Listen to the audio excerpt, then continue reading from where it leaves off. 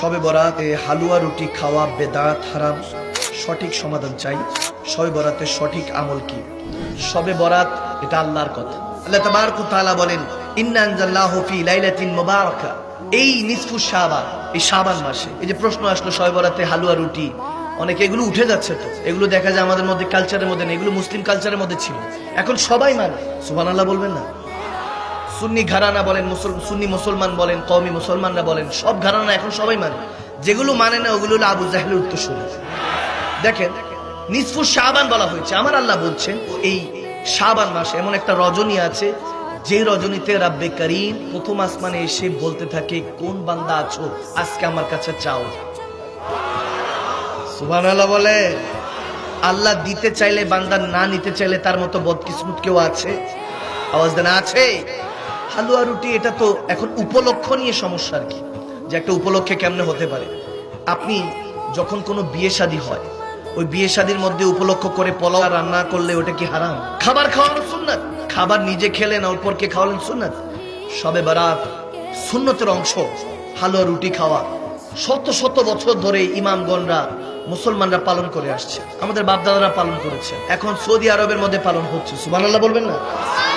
অসংখ্য লেকচার পেয়ে যাবেন সোশ্যাল মিডিয়াতে, নতুন করে দেওয়ার কোনো কিছু নেই। শুধু এতটুকু বোঝানোর জন্য আমি বলছি, হালুয়া রুটি এবং ভালো কোনো কিছু খাবার খাওয়া শবে বরাত উপলক্ষে, নিসফু শাবান উপলক্ষে আমার রাসূল আরবীর ফতোয়া অনুযায়ী, ইমামগণদের ফতোয়া অনুযায়ী হালাল। আরো জোরে।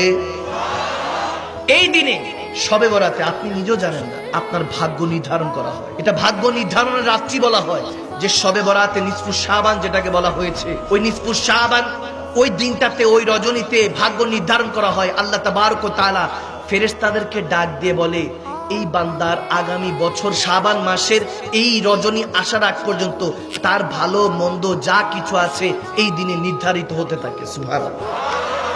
এখন যদি আমল করে, ইবাদত করে, রোজা রেখে আল্লাহ তাবারক ওয়া তাআলার কাছে চান, আল্লাহকে দিবেন না? আওয়াজ দ্বারা দিবেন না? দিবেন। চাইতে হবে, চাওয়ার মতো চাইতে হবে।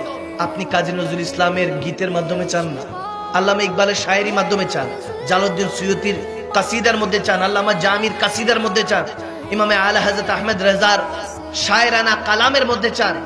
চাইতে থাকেন, মালিকের কাছে চাইতে থাকেন। তিনি তো এমন খালিক ও মালিক, যার জুবান নাই তারটাও শুনে। সুবহানাল্লাহ বলে না? তারটাও শুনে। চাইতে হবে। এখন আমলের জন্য যে বলা হয়েছে, যদি শবে বরাতে আমলটা কি? আমলটা হলো কি, আপনি রোজা রাখতে পারেন, নফল রোজা রাখতে পারেন, নিয়ত করে 3 দিন রোজা রাখতে পারেন, 2 দিন রাখতে পারেন, 1 দিনও রাখতে